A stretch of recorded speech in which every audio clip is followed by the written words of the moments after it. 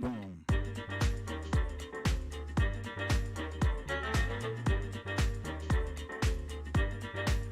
Hey.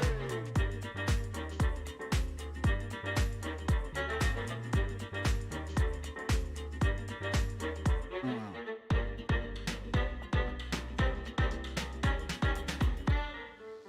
Fox Hill Dreams, Punxsutawney Low, Susie Brizwella, Johnny's Two Cents. Can you guys hear me okay? Hello, hello. Kathleen Cross, Victorina, Stephanie, Christina M, Mel, Lucy, Timothy, Matt Meehan, Tracy M, Queen of the South, Sarah B, Roger Solo, Annie, Ruin, Randall, Violent Ms. Nick, Show Teresa, Gina Potter, Lori D, Phyllis, Pandora, Tia G, Eddie Dandy, Arizona. I sound really low. Oh, damn, I know.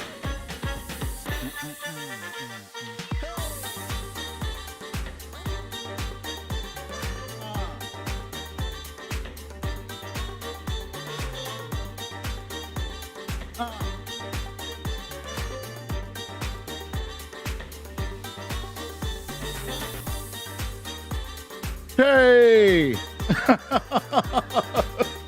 How about now? Hey!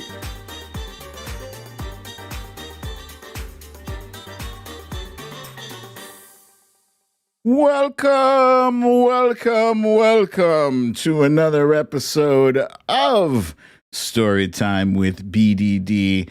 I'm your host, BDD, aka Brooklyn Dad, and this is Storytime.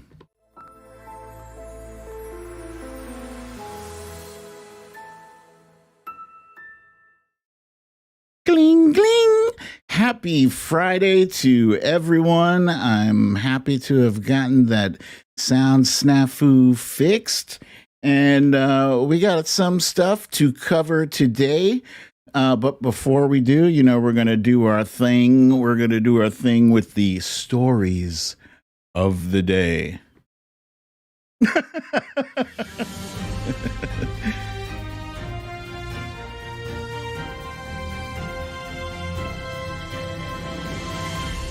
Stories of the day. Caitlyn Jenner wants to take a run at the governorship. Hell no. The rap world is shocked by the passing of Digital Underground's Shock G, dead at 57. Today is the 1 year anniversary of Sarah Cooper's How to Medical. Disney's Song of the South stays stuck in tar as a controversial movie. Last but not least, we have Russian Ron Johnson as today's You Raggedy Russian Bish. Yeah, so we have some things to discuss. As you know, today is Friday, and that means, it's funny. I mentioned to Wifey last night how weird it is. I'm almost 53 years old, and I still get excited for pizza. Yeah, you have to imagine I've probably had pizza, I don't know, 10,000 times. Really, think about it, 365 days out of the year, 53 years. I've had it at least once or twice per week. So that's a lot of pizza, and I still get excited about it. But especially because it's Friday night, and Friday means pizza and movie night. So before I talk about what we're going to be watching tonight, I want to give you guys a little update Our friend DMV, aka Death Metal Viking, aka Gerald, is still in the ICU, but as some of you reported yesterday, he is eating and he does seem to be feeling better, and the doctors are liking his outlook, and he was able to post a little video. So I'm going to share that with you now. Hey everybody, it's day 3 now in the ICU, and my labs are coming back pretty good. Still having a little bit of fatigue and stuff, but I think I'm starting to do better. So just stay safe out there, alright guys?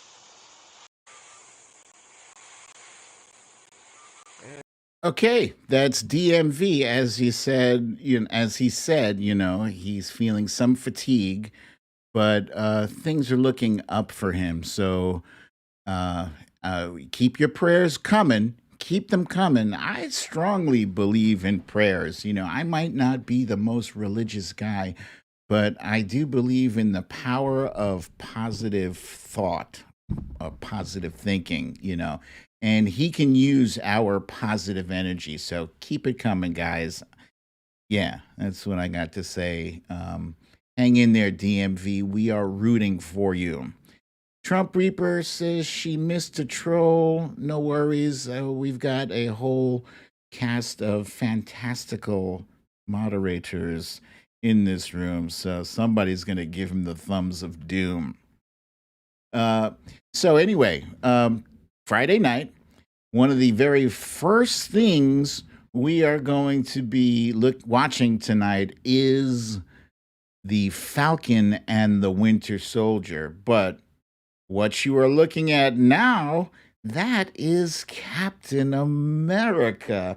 This is what I've been waiting the entire season. It's a short season. It's only 6 episodes. It's kind of disappointing, but it's been a fantastic show, and I am really looking forward to watching Captain America spread his wings for justice.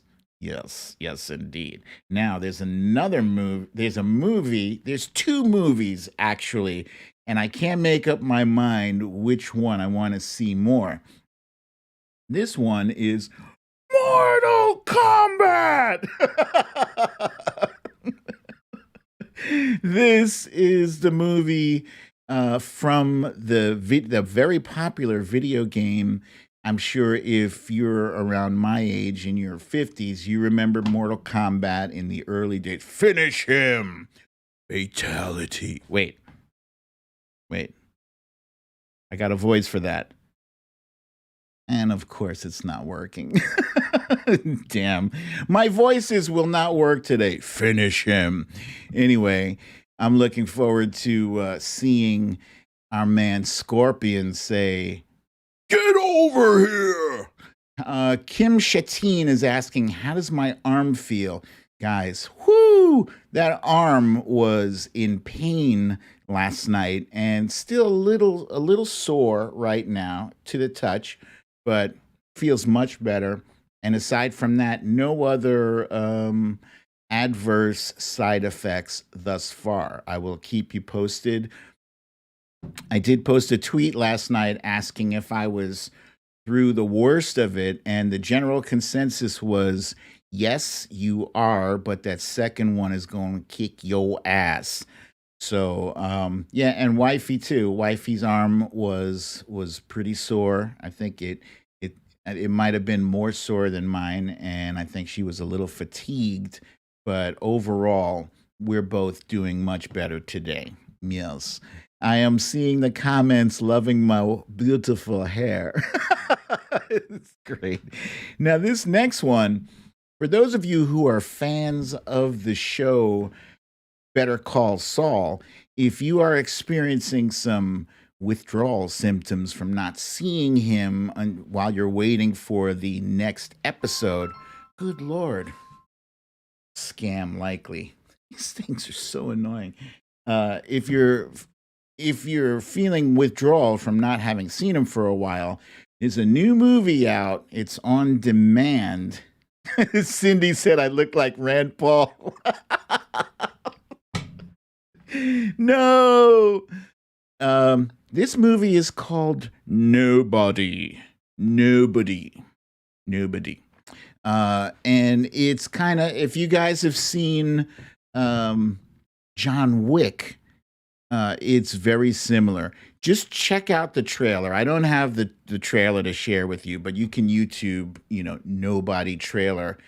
Whoo, it looks high octane. So I can't make up my mind what kind of ass kicking we want to watch tonight. I think I'd prefer the ass kicking where I don't have to pay extra. So that'll end up probably being what's that thing? Mortal Kombat.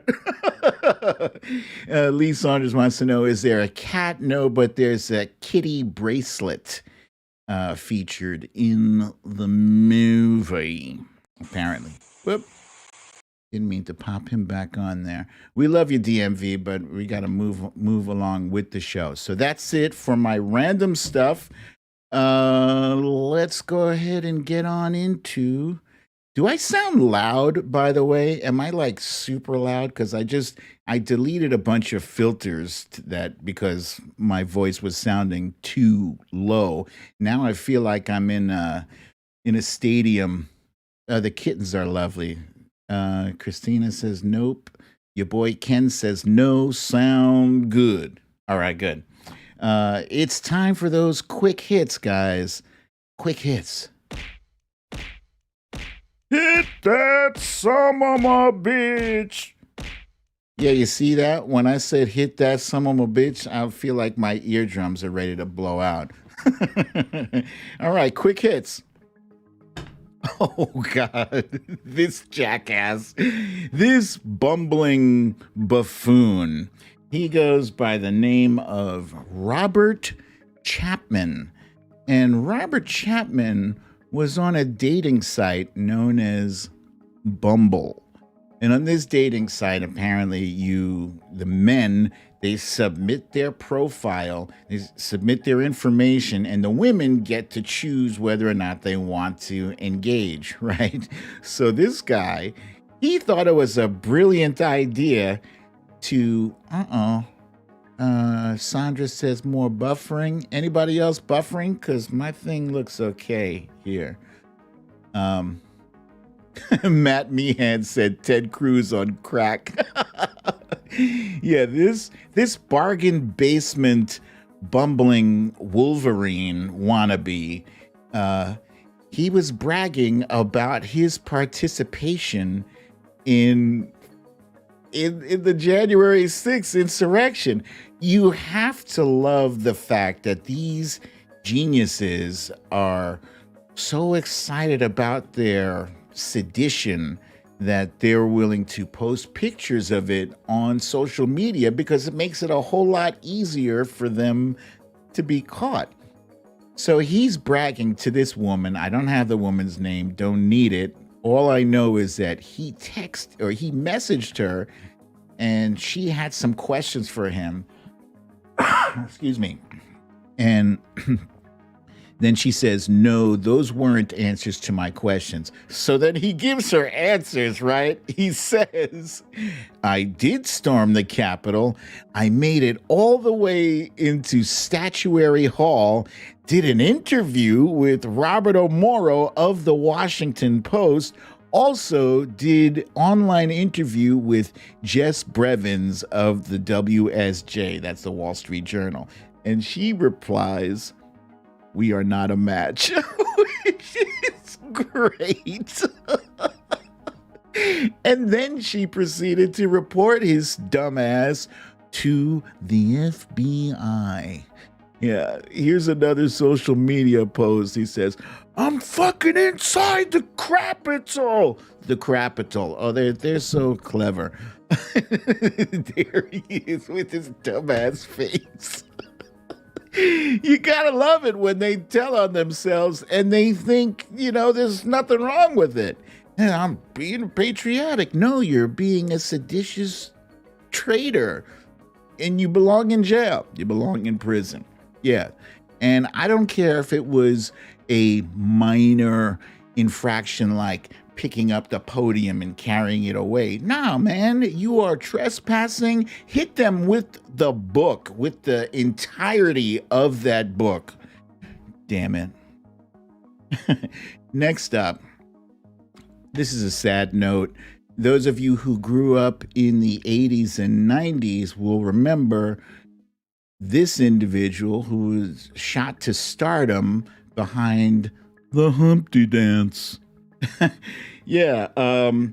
So he went by the moniker of Shock G, but his real name was Gregory Edward Jacobs, and he was found in a hotel in, I believe it was Tampa. I thought I had notes on that, but he was found in a hotel dead, and there was no sign of foul play. I don't have any other details about this, but yeah, the Humpty, we were all jamming and grooving to do the Humpty Hump, do the Humpty Hump.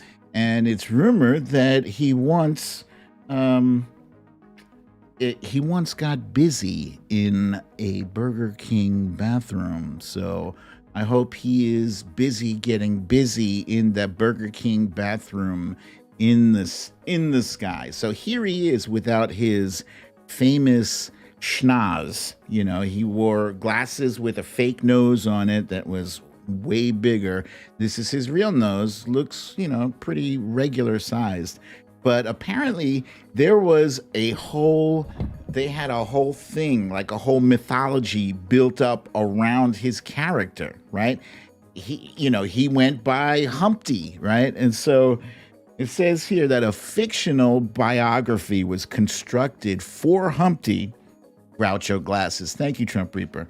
The story being that Edward Ellington Humphrey III, dig this, former lead singer of Smooth Eddie and the Humpers,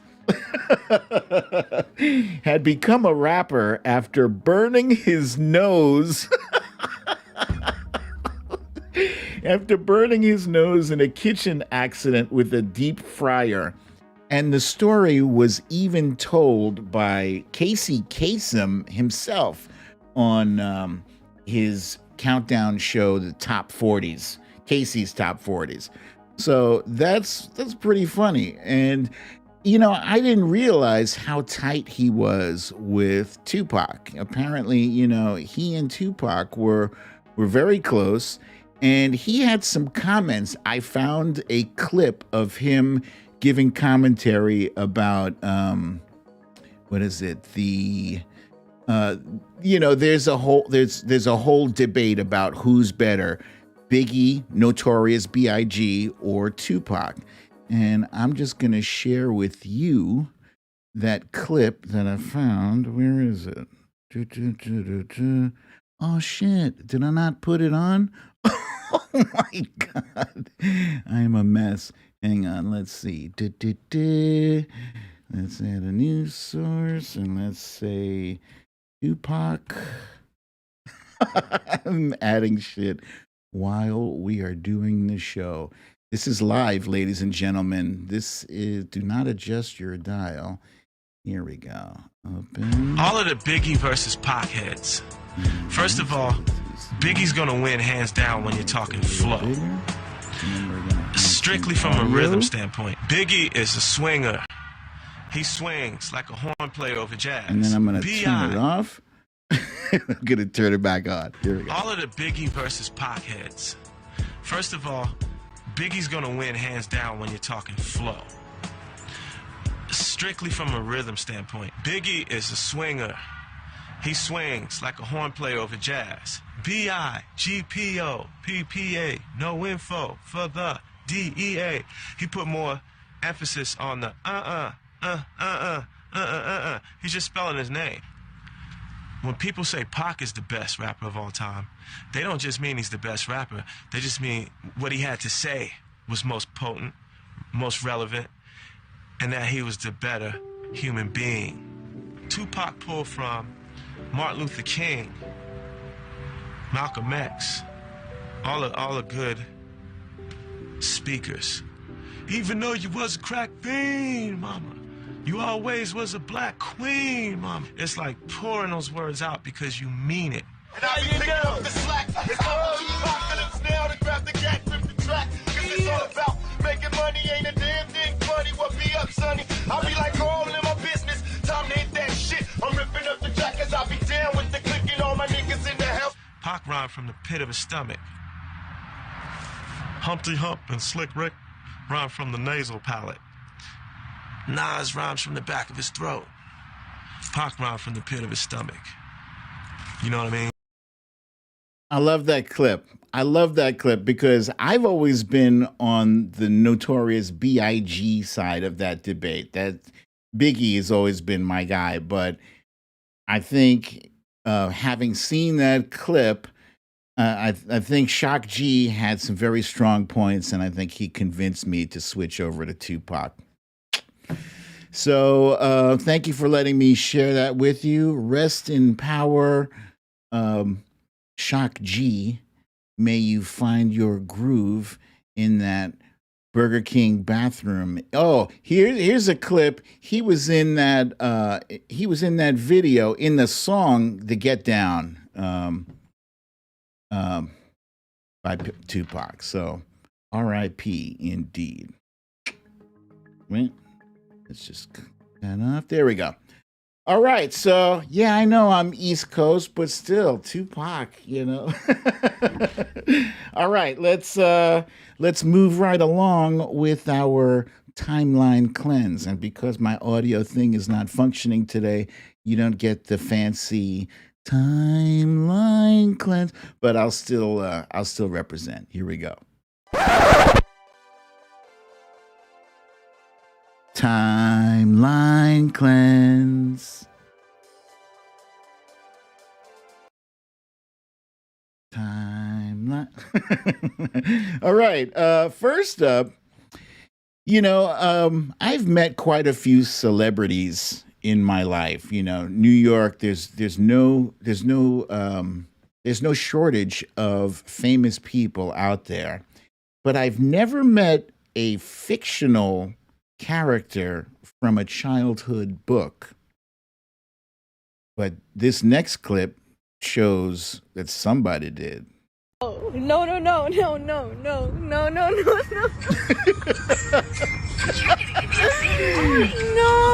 Check out everything. No. The shirt, the shoes. No. That's Caillou.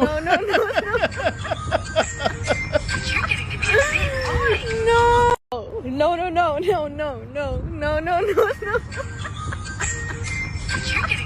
I don't know if that was intentional, or accidental. Did he just say, you know what, I feel like wearing a yellow shirt and some red shoes and a cravat to match.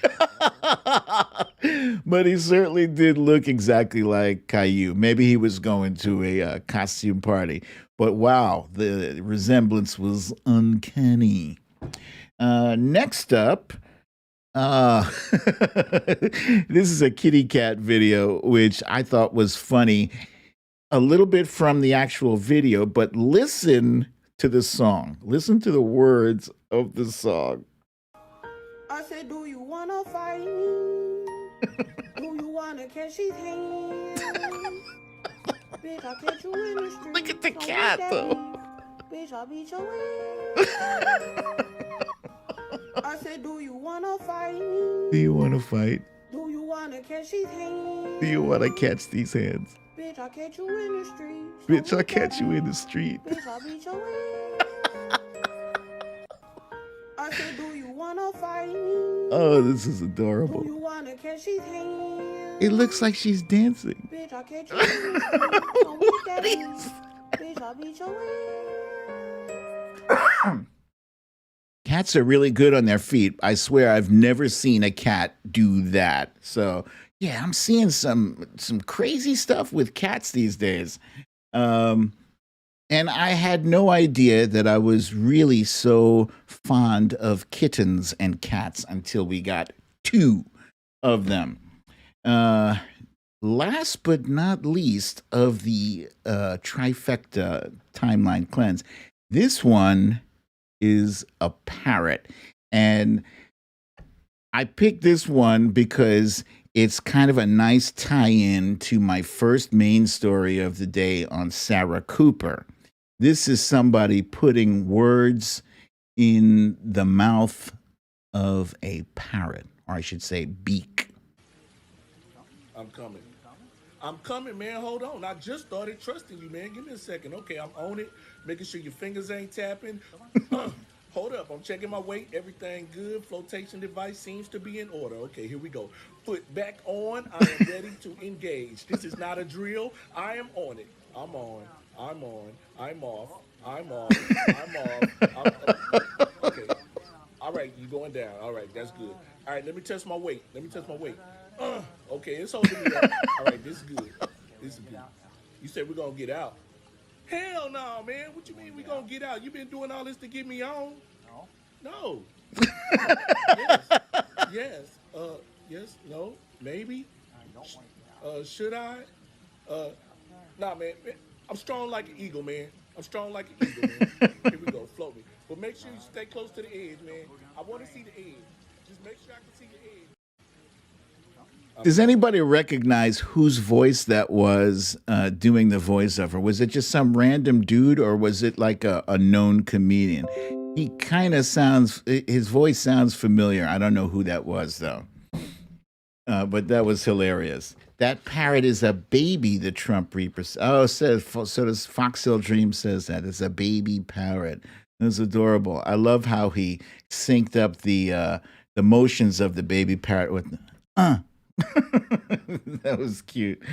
Okay, so guys, because I have this much content and I don't want, like, I think my technical difficulties should be resolved from yesterday. Yesterday's video completely disappeared off of YouTube. I don't know what happened.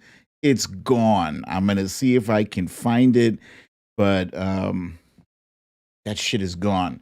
So I'm gonna make sure that I get all of the content in case this thing goes poof.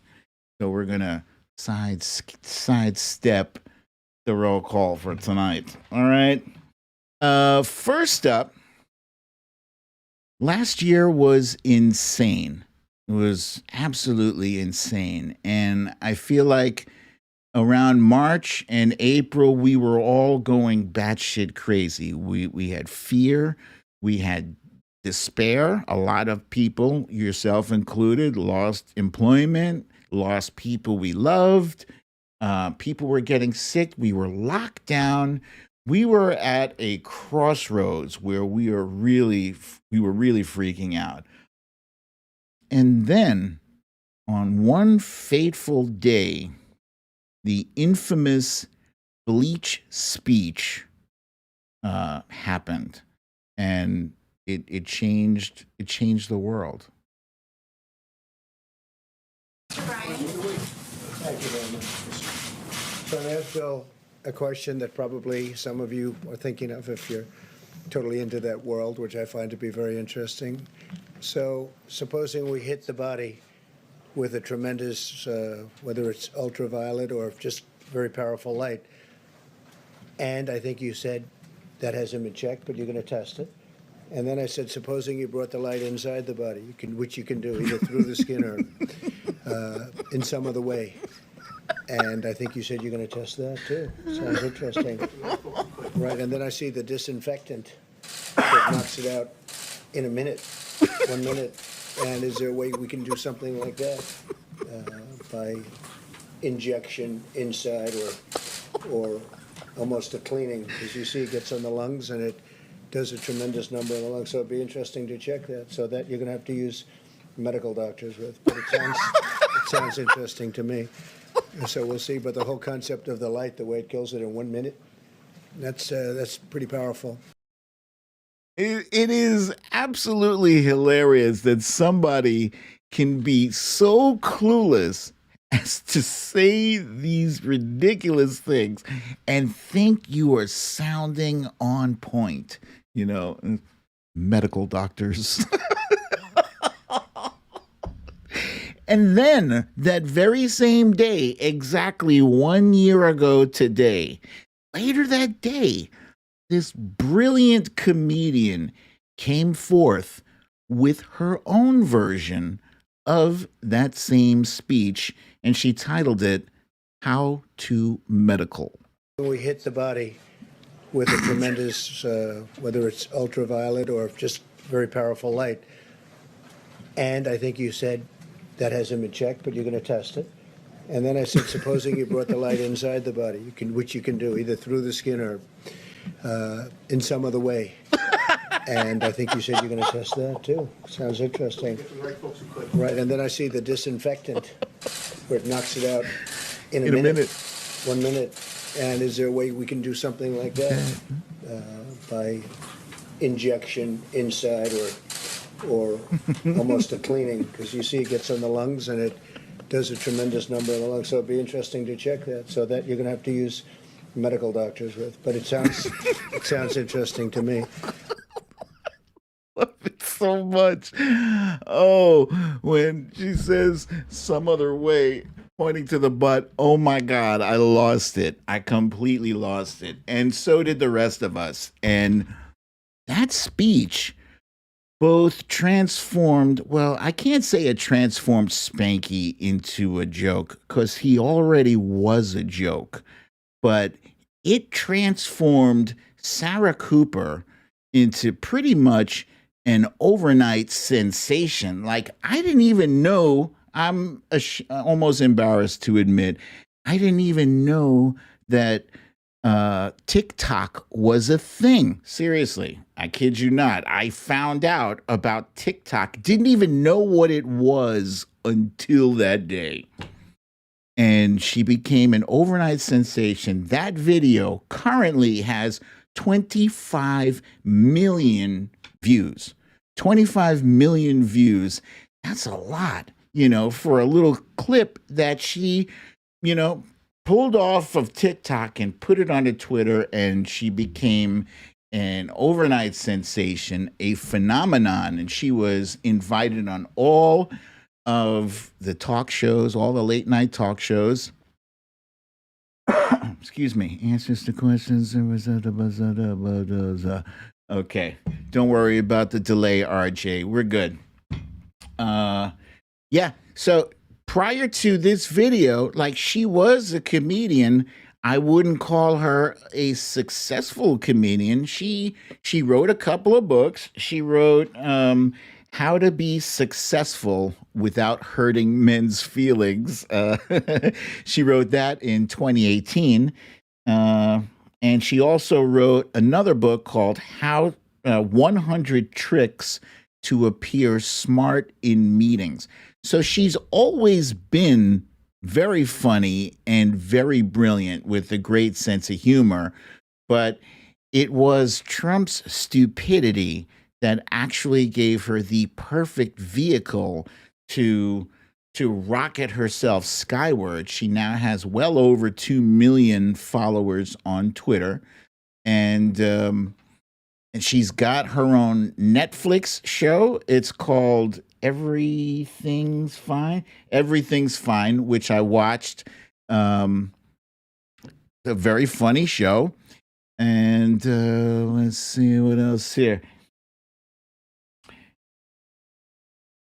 Yeah, so Sarah Cooper helped a lot of us to cope with, with the being locked down, helped us cope with, being subjected to the stupidity on a daily basis. I mean, when her video launched, I think I had been doing story time with BDD about a month, just about a month. That's right, because I started doing it on March 21st.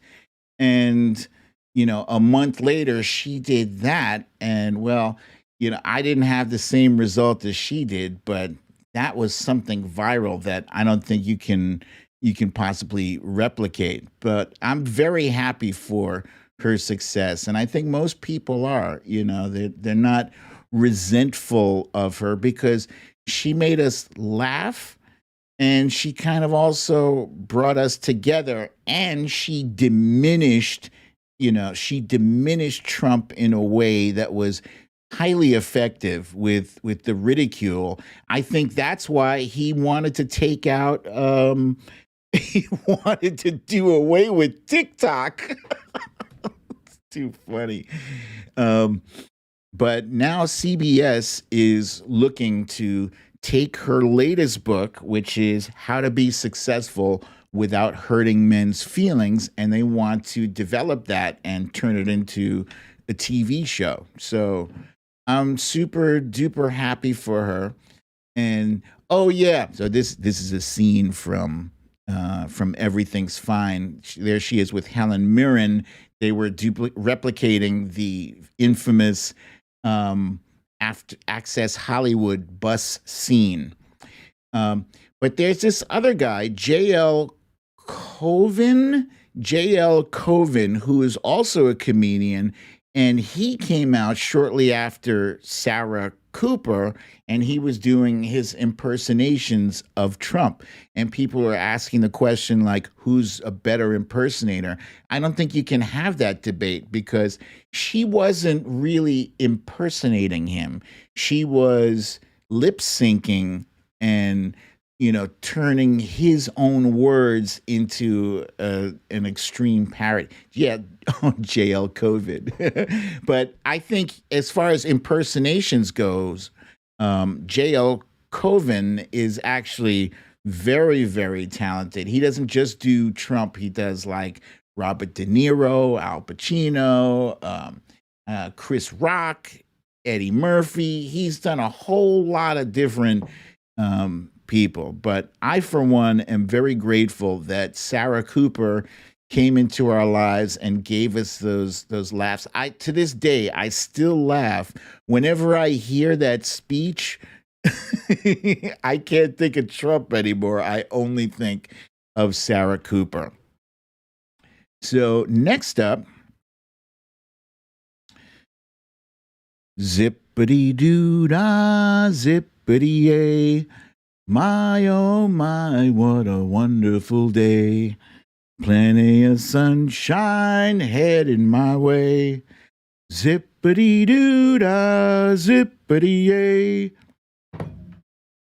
So until recently, I actually never really knew that Song of the South was problematic. I remember as a kid, we grew up, I remember singing that song plenty of times. I had seen the video, I'd seen the movie.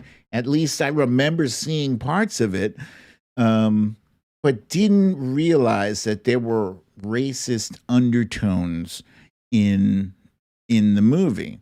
So today, Song of the South got some national attention because this guy, his name is Jonathan Van Boskirk, a self-described Christian Republican conservative, wrote an opinion column for the Orlando Sentinel saying that he doesn't like stuttering.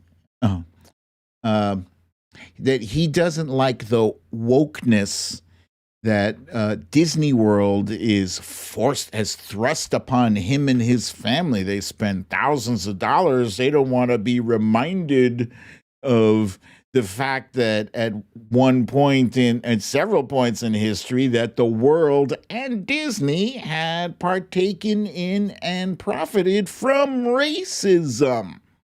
No, he doesn't like the fact that some of the employees at Disney World, they get to have tattoos on their arms, and they get to have their own unique haircuts. And yeah, so he went on and on and on about his issues with Disney and the fact that when he sees the employees, that they're not fully immersed in that fantasy world. He doesn't like that. I guess, he's not going for the ride. He wants to go back in time.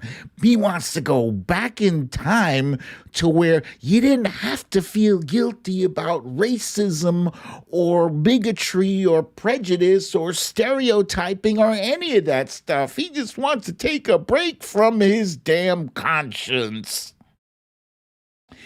Me personally, again, did not realize that this was a racist book. But here's what I found, right? Songs of the South was written by a man named Joel Chandler Harris. And he wrote this. It's a series of stories.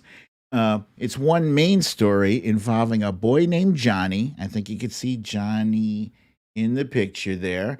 And a man named Uncle Remus, who was the kindly old Negro, is how he is referred to.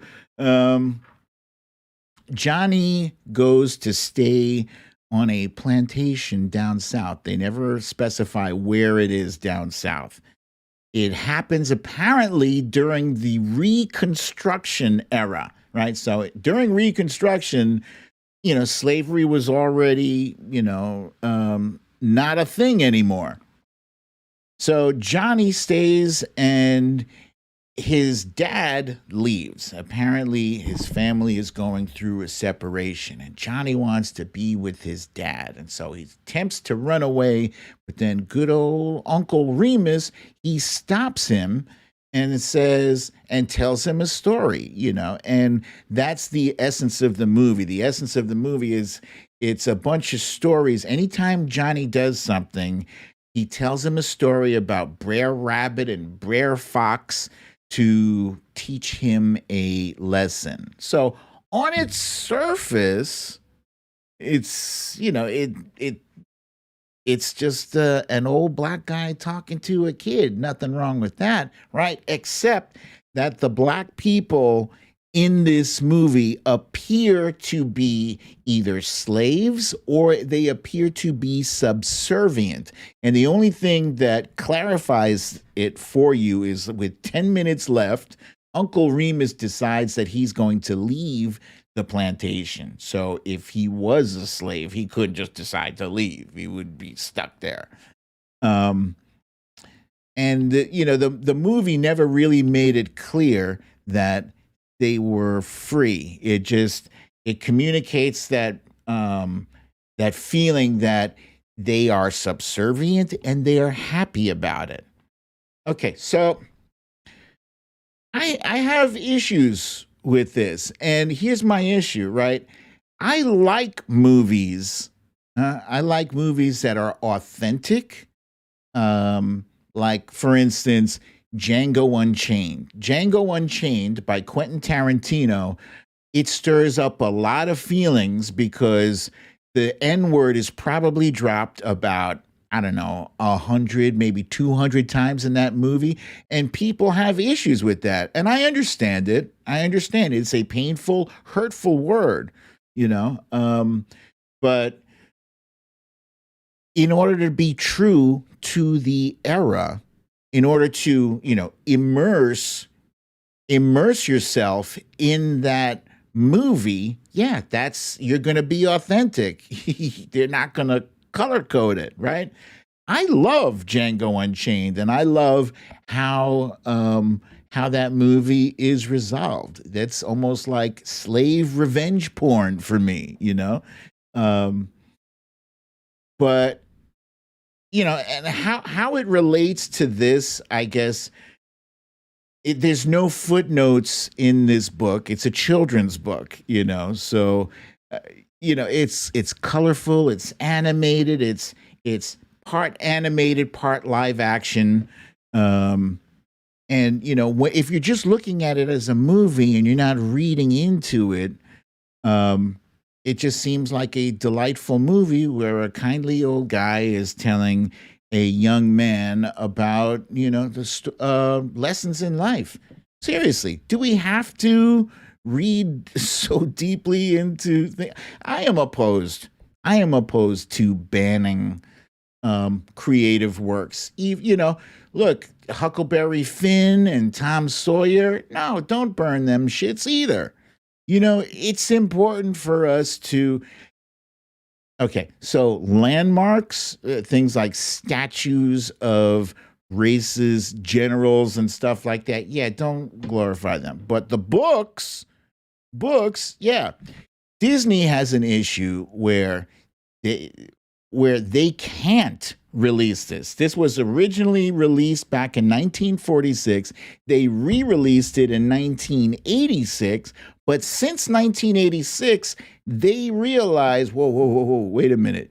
Our audiences already think that we're anti-Semitic and racist. We cannot go and re-release this. So this has not been released on DVD at all. Yeah, I just saw Susie Brizuela just says they need to have disclaimers at least. Lee Saunders says, I saw today that someone wanted to kill a mockingbird removed from schools. Yeah, you can't do that. Yeah, I know there's hurtful words in that, and that's what teachers are for, to break down the context for you if you already can't break it down. But these things are a reflection of shit that happened in real life. There's a movie, 12 Years a Slave, which is really brutal, hard to watch, but also a very important movie. This one here. The story of Brer Rabbit and the Tar Baby. So the Tar Baby, oh my God, was a thing that Brer Fox had put together, right? It was a golem, let's call it a golem, that was made out of tar. And the whole idea was to get Brer Rabbit to touch this baby and get stuck in it, and that's the way he would finally catch the rabbit. But if you look at it, it looks like a blackface thing. It wasn't blackface back then, but there's a whole lot of negative connotations about tar. People were tarred and feathered back then. And yeah, tar is very, very, very negative. So anyway, the Disney CEO decided, look, not only are our audiences not going to dig this very much, but the shareholders, they are beholden to their shareholders, and he didn't want their shareholders to take a hit. So how do I feel about this? I love the song Zippity Doo Dah. It's not going to kill me if it is re-released or not re-released. I've seen it already, but I think kids should know that at some point in history, this is how people thought about black people. Jamie from Wisconsin is pointing out Tar Babies was a euphemism for a black kid. So if you have smart people like Jamie from Wisconsin or Lee Saunders or Tracy or people who are sitting there with their children and explaining to them, hit pause when they see something on the screen, hit pause and explain to them, look, this thing meant that back then. This was racist. We still gonna enjoy this movie, but you gotta know the people who made this movie, they had a different perspective on life and on diversity and stuff like that. Thank you. Hiding our racism doesn't make it stop. That's Jamie. Yeah. Let's see. Midas Cat says, if we make history disappear, it will be repeated. Well said. Thank you for that. Solid Blue Sister, once again, is a good one. She says, Confederates, all tarred and feathered abolitionists and people who were anti-slavery. Yes. And let's see, Petty Deb says, they still don't want the 1619 Project in schools. Yeah. So here we go. Susie Brizuela, contextualization is everything. Stop saying back then. Oh, yeah. Yes, you are right. Because it's still it's still going on today. It is, the racism is not as blatant as it was back then, but it definitely still is there. So let me move right along because I see my time is going long here.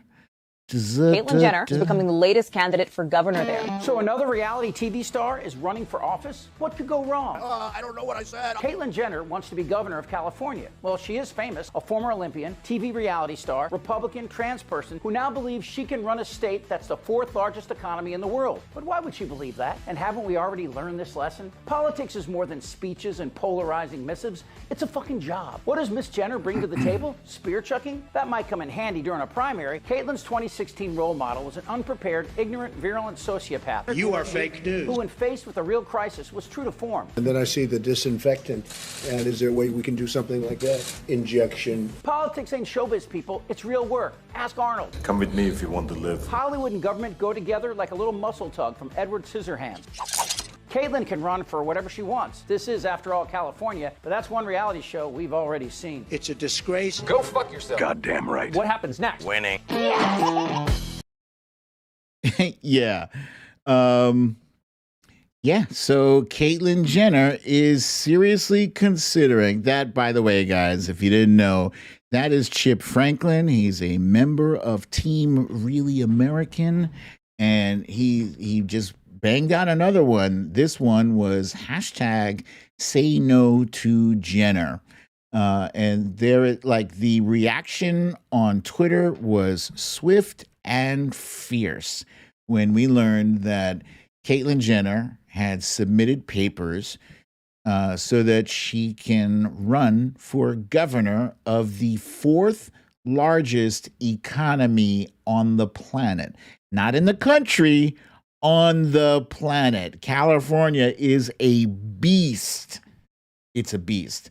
And I'm sorry, you have to have more credentials than just having participated in a decathlon and in a reality TV show. I think we're at that point now where we've had enough of the reality TV show bullshit. Seriously, there's a reason I have stayed away from watching any episodes of Keeping Up with the Kardashians. I don't watch that shit. I don't watch what's that? Entertainment Tonight, that crap, because again, that shit, the Kardashian show, is what led us to the shit show that was Trump.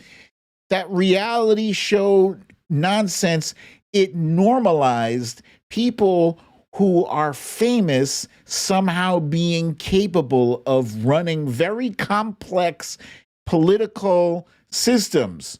No. In fact, hell no. Hell no was trending on Twitter today.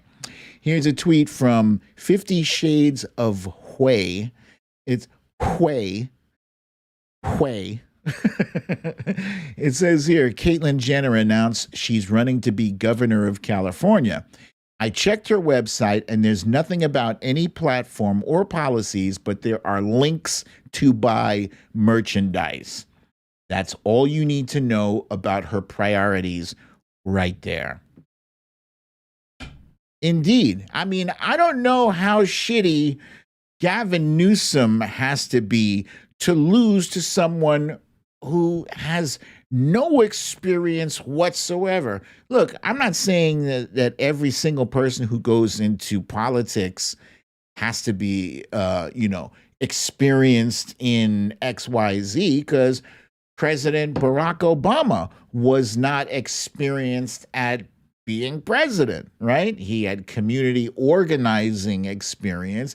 He had experience as a senator, but he was very intelligent, and we knew this, and he also had experience in politics, right? But what does Caitlyn Jenner have experience in doing, aside from being on a reality TV show? Hell no. The words hell no were trending on Twitter. If California goes and elects Caitlyn Jenner, I don't know, man. You guys would then be in the running to be as bad as Florida.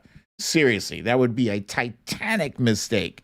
Here's a tweet from David Weissman. He says, "Hey, Caitlyn Jenner, I am a former Republican who does not understand your decision to run for governor, especially as a Republican. Republicans do not acknowledge the transgender community's right to exist. Why support their hateful agenda? Why do it? Why do it? I could say the same thing about every black Republican that I see. It flips my wig. Oh." Finally, I get to say that while wearing a wig. That's great. Here's one from, excuse me. Here's one from Alyssa Milano. "With all due respect, Caitlyn Jenner, you are running as a Republican? Republicans deny your existence and you are trying to erase trans youth. Hell no. Hell no." Tim Scott, thank you, Cha-Cha from Seattle. I was going to say, did I say Tim Scott? No, but yeah, Tim Scott. He's like one of a handful of prominent black Republicans. Or I would never vote for Candace Owens. I love how people say, oh, you're only voting for him because he's black or she's black. And no. No, I didn't want to vote for Herman Cain. Herman Cain was a dang fool. You know, they look at identity politics and they think that we're mindlessly and blindly, electing people because of who they are instead of what their qualifications are for the job. I could have sworn I had another tweet. Oh, and here's another interesting factoid. Here's another one. You guys remember Brad Parscale? Brad Parscale. Yeah, that was the genius behind the Trump campaign, the same guy who compared the Trump campaign to the evil empire in Star Wars and Thanos from the Avengers, really. So Caitlyn Jenner's brilliant idea is to tap Brad Parscale's expertise in her potential upcoming election. I got a tweet here from my friend Hoodlum, who writes, Brad Parscale, quote, "Over 1 million people have already requested tickets to Caitlyn Jenner's first rally, unless we're getting punked again on TikTok." Now, keep in mind, this guy Hoodlum, he often tweets things in quotes that weren't actually said. I don't know that Brad Parscale actually said that. I do know that Hoodlum is actually quite a funny guy. He's got a lot of funny tweets out there. But I wouldn't be surprised, because here is an actual, not photoshopped picture. I think this is body cam screen grab of Brad Parscale. Of Brad Parscale being apprehended by the police. This happened, I want to say in August or September of last year. Dude was already losing his shit. And there's another. This is Caitlyn Jenner's intended campaign manager. There you have it. Anybody who would hire Brad Parscale as their campaign manager has no business being governor, being president, being mayor, even being elected a dog catcher. Debbie asks, am I being detained? Yeah. This is crazy. It's crazy. The shit that the people in the Republican Party do. And they're a complete flaming dumpster fire. Flaming. They don't see how preposterous they are. Caitlyn Jenner, you don't even have enough respect for yourself to take a stand against Donald Trump. She's a Trump supporter. And all Trump and the GOP did for the past 4 years was impinge upon the rights of transgender people to freaking exist. How can you support a party that debates your own right to exist? It doesn't make any sense. God. So no, Caitlyn Jenner, take it. You know what? I'm not saying celebrities can never run for politics, right? But they probably shouldn't. And instead, what she should use her celebrity for, her star power wattage, is, raise awareness on things like climate change. Pick a cause. Pick a cause and go into that full force. You don't have to work. You're set. You got money. Use your star power for something good. But don't, want to pat yourself on the back. Don't go on an ego trip political ride, because people will take you seriously.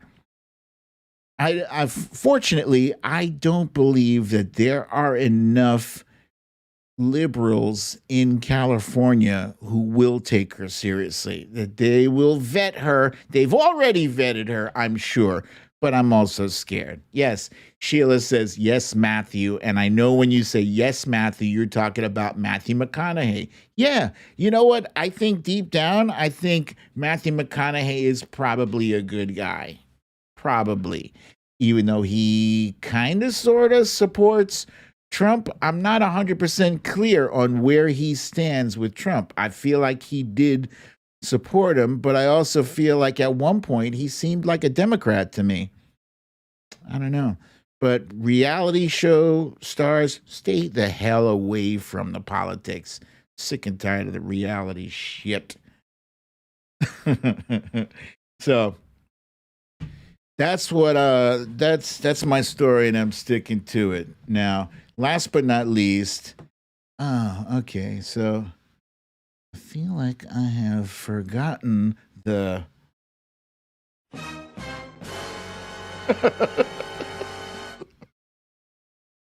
you guys saw that coming. I had no segue into that. It is what it is. There, you get the dun dun dun.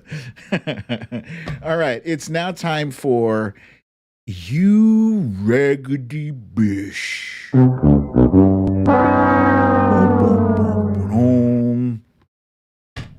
So today's You Raggedy Bish has already been a Raggedy Bish, and it seems like this part of the show is turning into the same guys, the same men and women doing a repeat because they are just that raggedy. They can't stay out of this section. So today's You Raggedy Bish is now he's now a vaccine anti-vaxxer, Ron Johnson. Wisconsin Senator Ron Johnson is hoping we'll forget about how he fueled the fire that led to the January 6th attack on the Capitol. Several days after Biden won the 2020 election, Ron Johnson still refused to acknowledge the result. Have you congratulated Vice President Biden yet? No. Why not? Nothing to congratulate about. Then on January 2nd, Ron Johnson co-signed a letter with other Republican senators, including Ted Cruz and Josh Hawley, stating that he would object to certifying the results of the 2020 election, despite there being no evidence of fraud. 4 days later, the Capitol was overrun and 5 people were killed. Ron Johnson doesn't want to talk about his role in stoking conspiracies that incited a violent mob, but we won't forget. We're coming, and we're going to vote you out.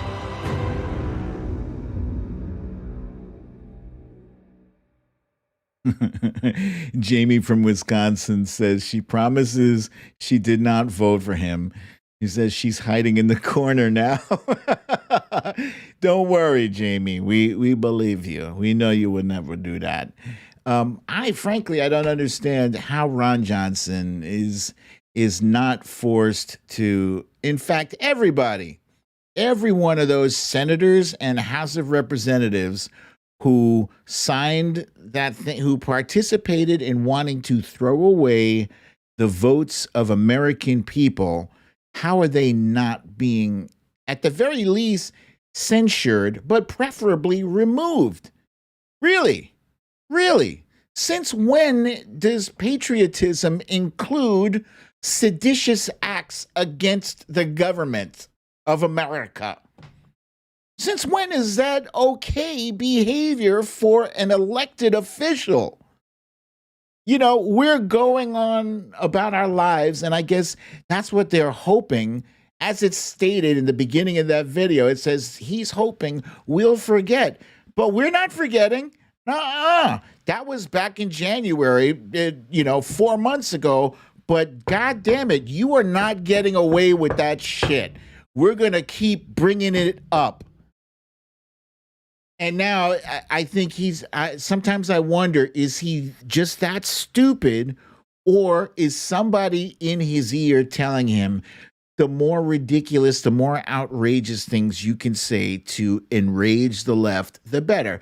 So here we are breaking records with vaccinations, right? With people getting vaccinated, the number of dead is going down, by the day. I mean, obviously the overall death toll is still increasing, but the number of people perishing each day from COVID is going down, down, down. So he said in a radio interview that he's getting highly suspicious of the big push to make sure everyone is vaccinated, and he's arguing for limited distribution. Seriously, motherfucker, what is your problem? What is your problem? You don't like people living and surviving from this thing? We've already lost more than 500,000 people in 1 year. 1 year. Many of them are your own constituents. I wonder how the constituents of Ron Johnson, even Republicans, especially Republicans, how they don't show up at his office every day screaming his name and calling him a jackass and an asshole and demanding that he resign. How are they not doing that? If I was one of the people in Wisconsin who had lost a loved one to COVID, and I hear this jackass throwing his idiotic opinions onto the fire saying, oh yeah, it's suspicious. Everybody shouldn't get vaccinated. Really? Really? Why not? Why not? What's one good reason why not? We got the vaccines. In fact, we're going to have so many vaccines right now. Here's the problem. The problem is the enthusiasm for everybody getting their vaccine is going down. It's going down because we're reaching mass saturation with our people, with our group, our part of the population who believes it is the smart and responsible thing to do. But then you have the doubters, and the doubters aren't just Republicans. They're not just white either. There's Hispanics, there are blacks, there are Asians, there's people of just about every race and religion who are doubting how important it is to get vaccinated. It doesn't work if we don't all get vaccinated, jackass. That's why. That's why there's such a push.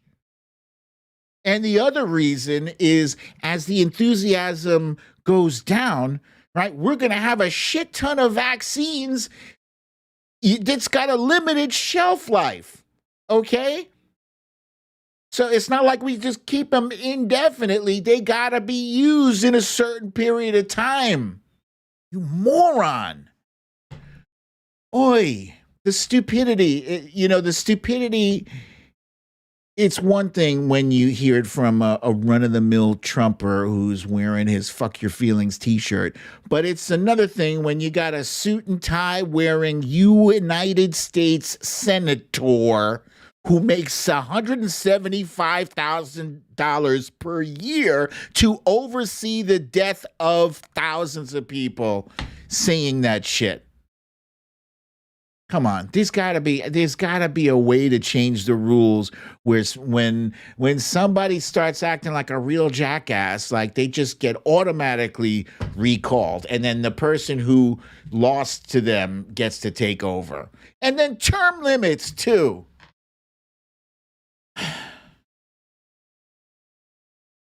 That's it.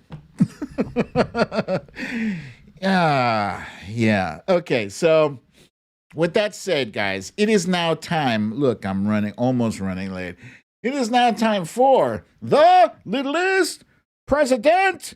The Littlest President is available on BrooklynDadDefiant.com. Also available on, just BrooklynDadDefiant.com. If you get it there, you get this beautiful swooshy handwriting. Look how beautiful it is, how much we love it. It says, "We Juan." Those of you who missed the speed reading yesterday, we're going to do it today. The Littlest President is starring President Barack Obama, Hillary Rodham Clinton, Speaker Nancy Pelosi, Joseph R. Biden, and the R stands for Ready to Kick That Ass. Bladder Bear Poopin, holding the puppet strings on Spanky McDumbass, Complicit Barbie, Rudy Giuliani, Gummy McJuicebox, Kellyanne Conjob, Stephen the Snake Miller, and Mitch McTurtle McConnell. How am I doing so far? Yeah. Get it. Turn the pages. All right. It's now time for our favoriteest page because this is Spanky McDumbass. Spanky McDumbass is sad. He used to be rich. He used to be a businessman. He used to be a TV star. He used to have a Twitter account. He used to be the littlest president. But now Spanky McDumbass is in jail. How did he get here? Let's go back.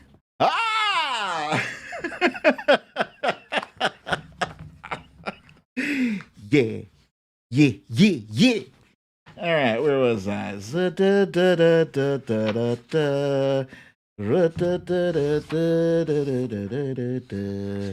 Honorable people, here we go.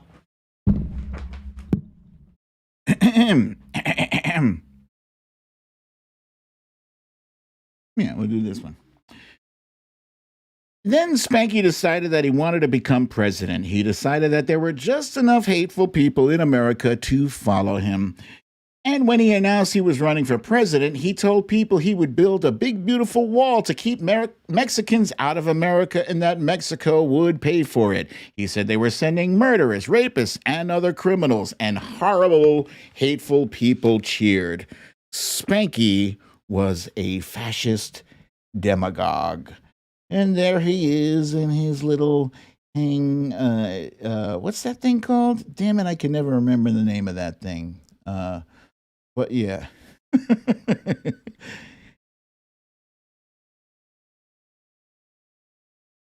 Is the binding on the book broke? Yes, it is. It's been abused. Let's see. Yeah, it totally is. Yeah, you can see right there. But it's fine. This was a book that this is a book that I just use for the purpose of reading on the show. It's fine. Let's see. The Trump Reaper says she needs to make a poster for the local bodega. Nice. Let's see. Baby Sling. Oh, Baby Sling. No, that's not what the thing it's called. It's called a harness. Harness? Is that it? That doesn't sound right either. But we'll go with Baby Sling. Yes. All right. So let's see what kind of questions you got. Oh, and before I forget, Cindy, I think Cindy said it earlier, please, and Watcher Soko, please remember to hit the like button on this video. Christina M is saying I should do a coloring book of the pictures. Yeah, that's again, that's time. It's time. It's time I don't have because I'm so damn busy watching all these shows. I'm keeping it real. I've still fallen behind on schedule on part 2 of this book. Star Shumate would like to know what actions should Biden take against Russia? Well, I think he's already started with the sanctions, and I think the sanctions are enough right now.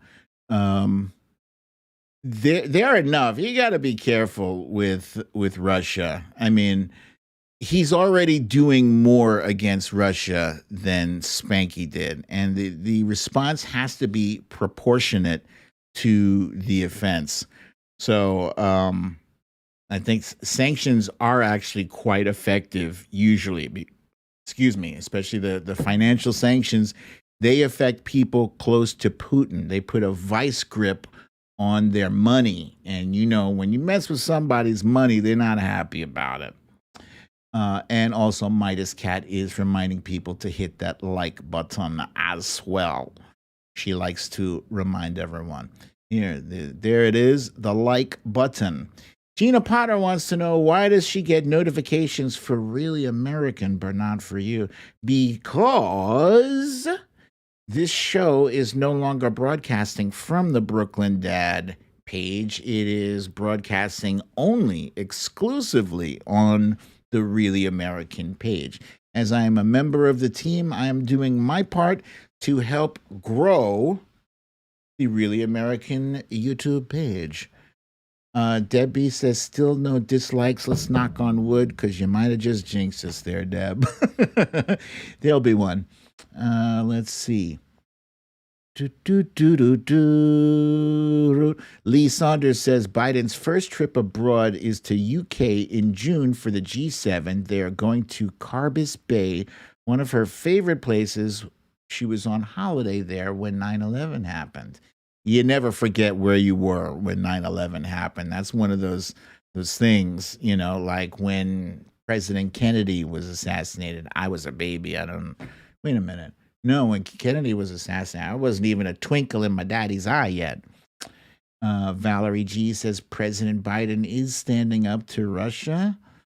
Wilbur McCarthy says he doesn't think mosquitoes can spread COVID. Well, that's good news, because especially over here, Jesus, every year wifey and I get eaten alive by mosquitoes. Please, we don't need any COVID carrying mosquitoes. Deborah Baldini says we do need to help India. We, the United States, being as fortunate as we are, we do help as many nations as possible. And India is a very powerful, up-and-coming, developing nation. I don't even think you can call it a developing nation anymore, unless you're factoring in how many poor people they have. India has over 1 billion people, and that means they've got a ton of poor people too. Watcher Soko says, can't hit Putin harder than in his wallet. Indeed. Here's a question from Jamie from Wisconsin, wants to know, how do white people help BLM? You be supportive. You be willing to learn. Yeah. And you correct fools when you see them. Yeah. You correct them, and that's pretty much it. I see white people sometimes doing disruptive things, like when there's a protest, when they're throwing something or they're breaking something. Don't do that. Yeah, but if you see a white brother or sister doing that shit, pull them up on it. Tell them you're not helping the cause. You are not helping the cause. Yeah. But if you see a fool, racist fool, yeah, sometimes you pull them. You got to learn when to pull them up, or just tell them to STFU and just keep it moving. You can block him, tell other people to block him. the fight for racial justice is a marathon, not a sprint. Yeah, so every little thing you can do, you can contribute to the cause is helpful. Yeah. All right, guys. My time has long past expired. I thank you for another lovely, wonderful episode of Storytime with BDD. I'm your host, BDD, aka Brooklyn Wig. And if you're going to go out tonight, please be sure to wear your masks, wear your gloves, keep your social distance 6 feet or better,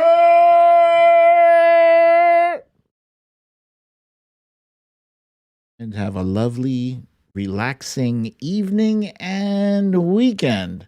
I'll see you guys here Monday, same time, same place. I love you all. Peace.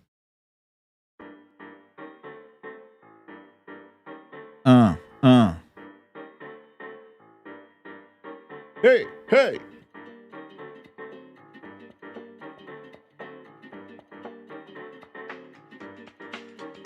Boom. Hey! Fox Hill Dreams, where's your tambourine? Hey!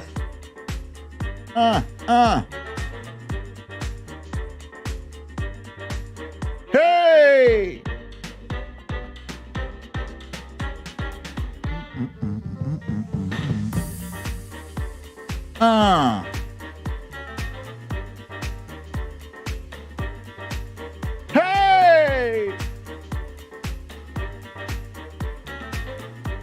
Catlini has the maracas, just so you know.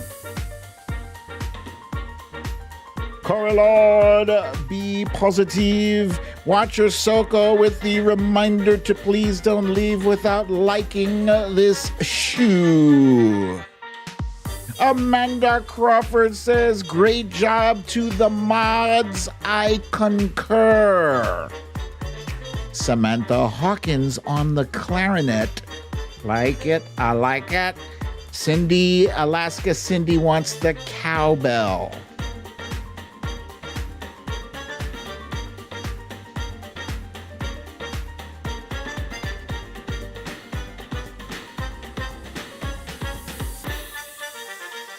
Hey!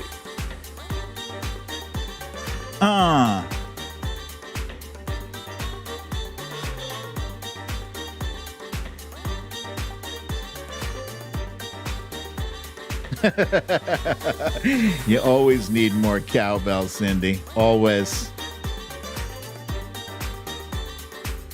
That's right, Gary. Black Captain America, or as we say, Captain America.